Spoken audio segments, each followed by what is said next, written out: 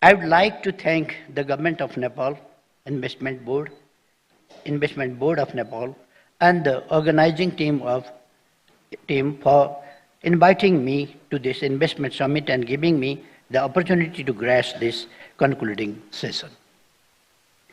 On behalf of the CPN-UML and my own, I would like to extend my greetings to all of you participating in this investment summit. Particularly, I appreciate the presence of foreign delegates with your high interest in Nepal's quest for development through the promotion of private investment. We are encouraged by your participation and willingness to contribute to Nepal's development process through investment. Transfer of technology and imparting efficient management practices of businesses. Investment summits, occasionally hosted by Nepal, have been a platform to reinforce the solidarity of all political parties and development stakeholders collectively towards growth and development agenda of the country. This summit is one further step in that direction.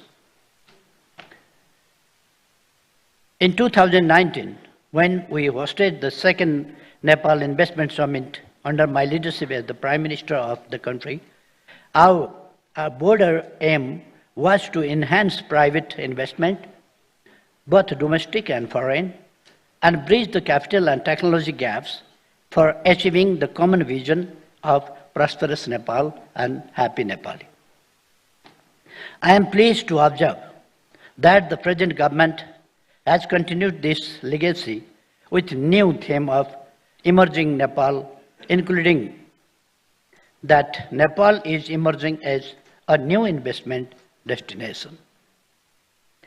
During the second investment summit, I had mentioned our new journey towards prosperity with a focus on rapid economic growth, sustainable development, and transformation of the society and the economy to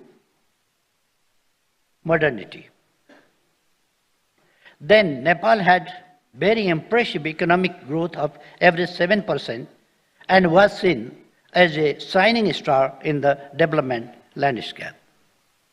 However, like elsewhere in the world, our growth momentum stalled with outburst of COVID-19, and we are still struggling to fully recover from the pandemic. In between, we have also faced adverse external shocks from the ongoing conflicts and wars in the Middle East and Central Asia. However, the country is lately recovering out of the shocks, and with new reform initiatives, we are expecting to catch up the growth momentum very soon.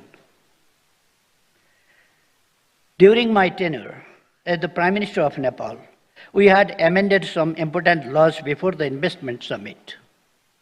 We had also addressed investors' concerns regarding labor disputes.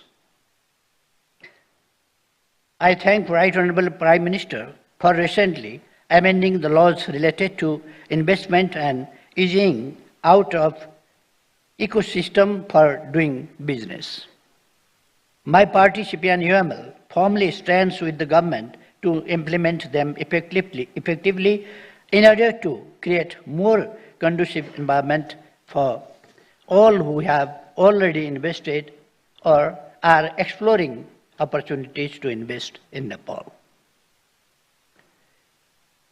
With a smooth transition from unitary to federal structure of governance, Nepal is now ready to take off its journey to rapid economic development and achieve prosperity in the shortest possible time span.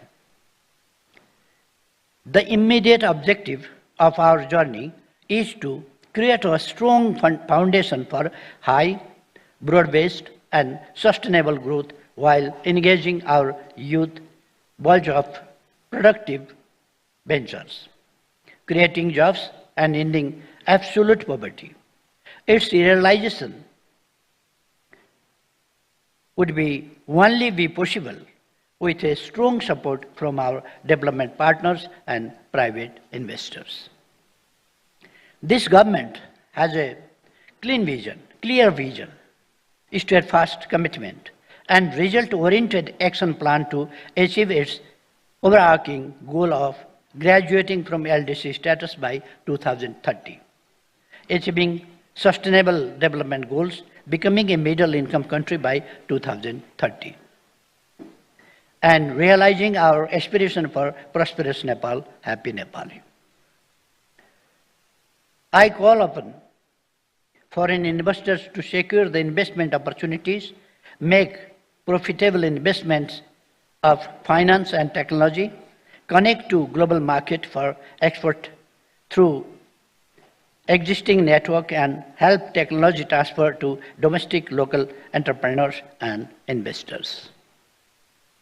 I believe that the panel and parallel sessions held yesterday and today have not only highlighted provisions in our new policies and investment opportunities, but also provided important feedback for further reform ongoing and going forward.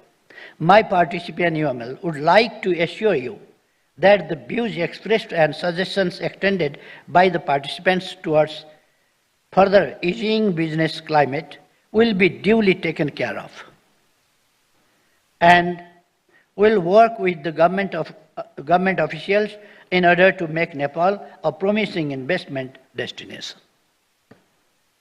I firmly believe that our showcased projects will definitely pay your attention to invest in Nepal, as they are highly competitive and feasible, and most of which are at the ready-to-go stage. I sincerely encourage you to spend a few more days after this event to visit our countryside, enjoy natural beauties, discuss with our vibrant and dynamic private sector, feel warm hospitality of our honest citizens, and finally realize the prospect of investment opportunity in Nepal, as we know that seeing is believing. I am confident that the key objectives of the summit to project Nepal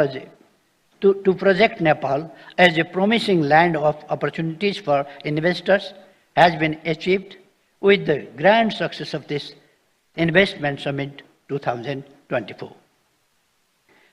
I am confident that this summit has been extremely useful to share innovative ideas and views, explore investment potentials and opportunities in Nepal, develop investors' network, and finally, attract more investment in Nepal.